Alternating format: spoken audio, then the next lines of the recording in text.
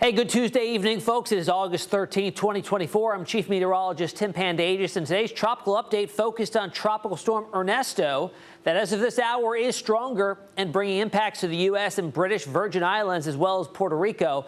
It is likely to become our third hurricane of the 2024 season, likely maxing out at Category 2, maybe a little bit stronger and overperforming. That's been the trend so far this season.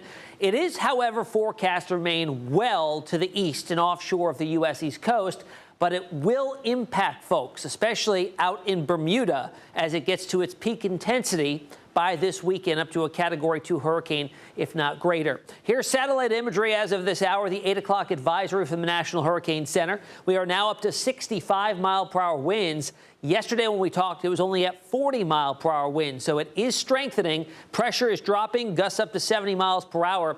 And as we look at it on infrared satellite imagery here, the brighter colors of yellows, or excuse me, of whites popping on up here, colder cloud tops, meaning the convection or thunderstorm activity is growing stronger. It's higher in the sky, colder cloud tops indicated here. And notice there are two lobes, north and south, and that is an indicator that it is starting to get its act together, organizing and deepening, and likely well on its way to becoming a hurricane here, as it is impacting the U.S. and British Virgin Islands, as well as Puerto Rico.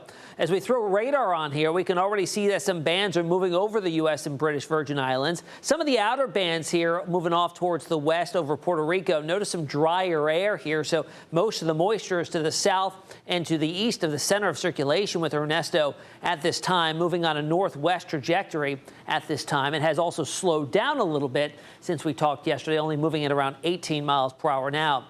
Tropical storm warnings have been dropped off to the south and east. However, to the west, they are up for Puerto Rico, British Virgin Islands, U.S. Virgin Islands. That's for tropical storm conditions that are being felt now and will likely continue to be so for the next 12 hours or so before it moves to the north. Here's the track on it, moving to the north, strengthening into a Category 1 storm, and then eventually up to a Category 2.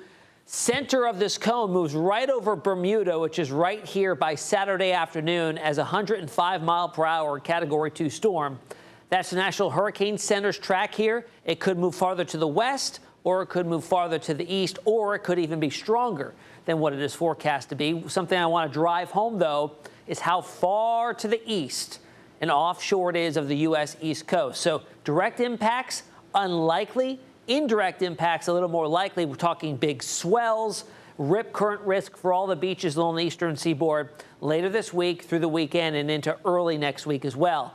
Now, models do take this pretty much on that same trajectory you saw there from the cone, from the National Hurricane Center to the northwest, to the north, and then begins to recurve out to sea as the Bermuda high pressure sitting over the middle Atlantic weakens and pushes farther to the east, allowing it to build to the north and eventually recurve out to sea here. But as you look farther out in time, there is still considerable spread west to east, but all of the computer models here, each line is a different computer model, does keep it east and offshore and eventually potentially impacting Nova Scotia and the Canadian Maritimes as we get into the middle parts of next week. European compare with American. Here's the GFS right now. European lagging a little bit, but getting out towards Saturday morning, we've got the GFS just south of Bermuda, the European racing off to the north and east of Bermuda. Both are intense hurricanes at this point, and then they move quickly to the north. GFS is a little farther to the west, potentially impacting Nova Scotia. European keeps it farther to the east and over the open Atlantic before moving up into Canadian Maritimes later in the week. All right, that's the latest on Ernesto. You can find me on social media if you have any questions. I'm on Facebook, Instagram, X, and TikTok. We'll see you again tomorrow.